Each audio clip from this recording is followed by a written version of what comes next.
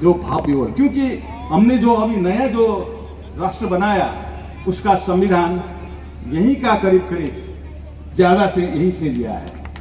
इसमें जो है अब गणतंत्र है, वो एक तंत्रीय राजशाही चला गया, क्योंकि वो थोड़ा सा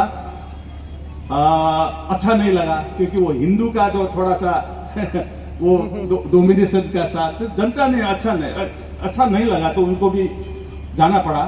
और इसके साथ साथ वो हिंदू राज्य का बनाया था जबरदस्त, भारत के ही वो प्रयास था, तो वो भी चला गया। अब हम धर्मनिरपेक्ष राष्ट्र, आप लोग पंथ निरपेक्ष कहते हैं ना? ये 700-800 वर्षों में हुआ एक बड़ा बदलाव है। तो अब हमारे पास संहिता भी है, और आपका जो यहाँ जातीय विभेद जो बन गया था ना, जो हिंदू का जो वर्ण सिस्टम था ना, वो बहुत ही प्रभाव किया राज्य में और समाज में। तो यहाँ भी समस्या है, तो वहाँ भी थोड़ा थोड़ा उसका प्रभाव पड़ा, तो वो भी हमको अच्छा नहीं लगा। इसीलिए हमने क्या किया कि उसको जो है सभी को समानता, आपका भी समानता का नारा है, सबको बराबर करने का, सबको ऊंचा निकालने, सबको ऊपर उठाने का। तो ये जो ये अभिलाषा अथवा ये जो आपके संविधान में जो है समानता का, सद्भाव का, जो शांतिपूर्ण समाज निर्माण करने का, वो जो सपना हमारे संविधान में लिया, और उसको हमने अभी नया शब्द दिया, आरक्षण नहीं दिया, वो शब्द को हमने किया कि समानुपातिक समावेशिता, जी ना। समानुपातिक समावेशिता, वो थोड़ा सा सैद्धांतिक बन गया, वो अधिकार है अब हमारा, वो कोई राज्य से मांगने का विषय नहीं है, वो संविधान से अधिकार प्राप्त है हमारे जो है समावेशी समानुपातिक समावेशिता। और इस तरह जो है नया संविधान जो बन रहा, और हम भी बहुत प्रफुल्लित होके, भगवान बुद्ध के जो आधार पर निर्माण हुआ राष्ट्र था नेपाल, क्योंकि सम्राट अशोक जब आए वहाँ भी 2 नगर बन गए, एक चारुमती के नाम पे, चारुमती वहाँ आई थी, और उनका जो है देवपाल शाक्य से एक राजकुमार से शादी हुई, और उसको हम देवपाल महाराज कहते हैं वो संबोधन में। तो वहाँ देवपट्टन नाम के एक नगर बन गया, उसी नगर के भीतर जो है पशुपति एक विहार था, लेकिन बाद में जो है वो अभी हिंदुओं का बहुत बड़ा मंदिर है वो। लेकिन वो वहाँ भीतर जाएंगे तो आप अभी भी बौद्ध विहार का अवशेष आपको दिखाई देगा। एक छोटा जानकारी।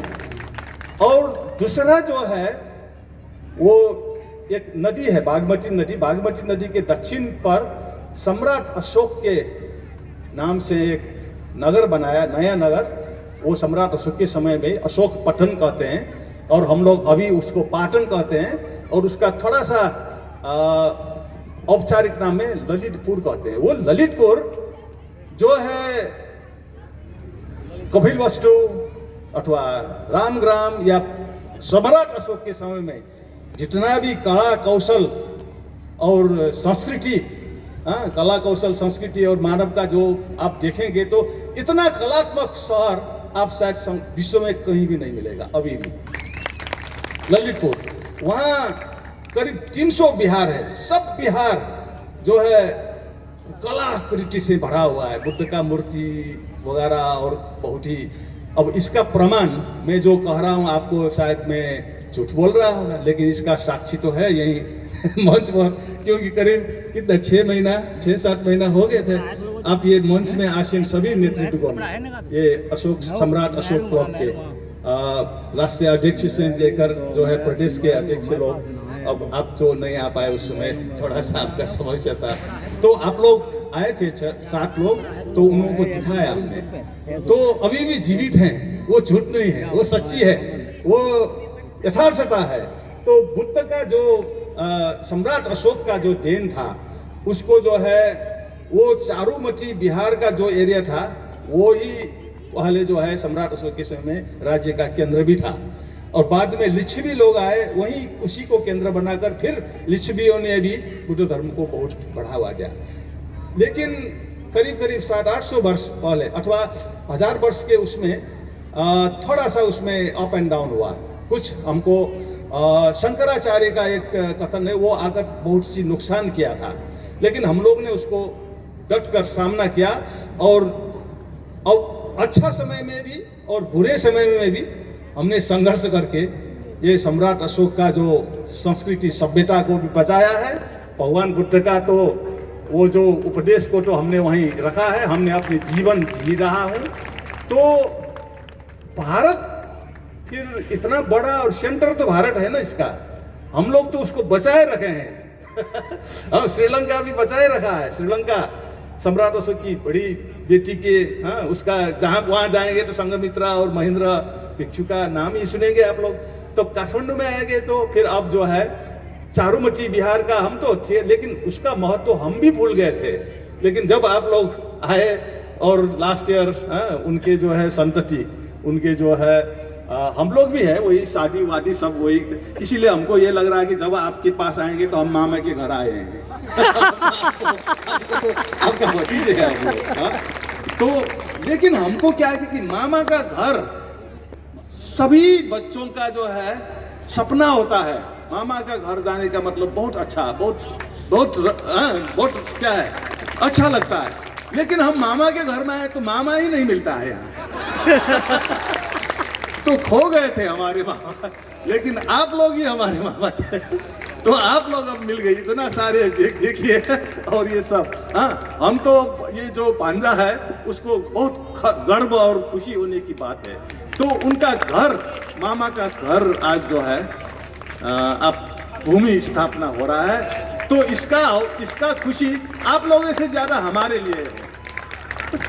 तो अब जो भारत में केंद्र नहीं था, हम किससे बात करें जब यहाँ आएंगे तो बुद्धिज्म के बारे में, सम्राट अशोक के बारे में, अथवा हमारा जो समाज, धर्म और विकास अथवा आगे कैसे जाएं, ये सब गैप था। और हमने जो है 2-3 साल पहले डॉक्टर सच्चिदानंद मौर्य जी का यूट्यूब देखा था काठमांडू में। तो हमको लगा कि ये आदमी को हमको काठमांडू बुलाकर सुनना है, लेकिन वो संभव नहीं हुआ। लेकिन बाद में क्या हुआ कि अच्छा क्या हुआ कि ये इंडिया में भी ये दूसरे कार्यक्रम में आते हैं, तो उसमें थे एक छोटा सा इंटरव्यू, किसी ने देखा, अब नाम लेना पड़ेगा, राम नारायण मौर्य जी, वो कहीं तो उसने हमारा जो यूट्यूब देखा और आपका कार्यक्रम वो गाजीपुर में हो रहा था। तो उसने हमारा जीवनदीप जी, उनको चाहे कहा कि इनको बुलाओ। मुझे जो है वहाँ सहभागी कराने का, या शायद जी लेकिन फिर बात हो गया और जीवनदीप जी के मार्फत मैं गाजीपुर पहुंचा और आप लोगों से जान पहचान हुआ। इसके बाद फिर आप लोग थोड़ा सा रेकी में 2-3 लोग काठमांडू आए, दिखाया और उन्होंने सोचा ये तो काठमांडू तो सम्राट अशोक क्लब, अगर नेपाल के काठमांडू नहीं गए और उसके जान पहचान में क्या सम्राट क्लब सम्राट अशोक क्लब का कोई अर्थ नहीं, क्योंकि अपने जो बुआ के घर नहीं आए तो क्या हम कैसे मामा आपको मानेंगे। तो इस तरह जो है तो फिर आपका पूरा नेतृत्व वर्ग एक गाड़ी में जितना आता है उतने आया और देखा। और वहाँ के हमारे जो छोटे मोटे जो भी है संगठन वगैरह, साक्यों का संगठन और बुद्धिस्टों का संगठन, युवकों का संगठन से आप लोग मिले और चारुमती गए, आपको चारुमती के जो परिवारों से मिले और हमारा संबंध बढ़ते गए और हम निर्धक हुए। अब जब भी आप बुलाएंगे तो हम मामा बुला रहा है तो हम जो है जो कैसे नहीं आए। हमारे लिए तो ये 4 पर्व में जो अपने बेटी को बुलाते हैं ना, उसी तरह जो है हम यहाँ आ गए आपके ये पर्व में। बहुत बहुत अब सफलता की शुभकामना है। और भी आप लोगों को काठमांडू आना है, देखना है और आना जाना है और बहुत विषय में हम लोग जो है विचार विमर्श करना है आगे जाने का। अब जो है आगे जाने का रास्ता, पहले तो कुछ भी नहीं था, कुछ अंधकार जैसा था। अब प्रकाश आप लोगों ने जो है सभी जगह में प्रकाश का देना शुरू कर दिया। अब हमको आगे जाने का साथ मिलकर, मेरे विचार से हमको जो है श्रीलंका के जो है वहाँ भी संपर्क करना है और चट्टगांव बांग्लादेश में भी संपर्क करना है। साथ पाकिस्तान अफगानिस्तान में तो अभी कोई है नहीं, है तो हमारा संपत्ति है, वहाँ खजाना तो बहुत है, लेकिन वो लोग भी चाहते हैं कि आप लोगों का खजाना आप इसका क्या ले जाओ। ये भावना है वहाँ भी। हम जब देख गए थे तो इतना ही नहीं, जो चीन और तिब्बत और जापान और कोरिया जहाँ बुद्धिज्म गया वो तो भारत से ही तो गया है। सम्राट अशोक का ही देने के, सम्राट अशोक ही वो महान सम्राट थे जिसने बुद्धिज्म को सिर्फ भारत में सीमित नहीं किया। उन्होंने जो धम्म मिशन सभी जगह, वही एक धम्म मिशन में आया था, एक धम्म मिशन श्रीलंका गया था। तो यही धम्म मिशन के कारण आज जो विश्व में जो बुद्धिज्म का जो मैसेज है और शांति, विश्व का शांति का ले एक आधार तैयार किया हुआ है।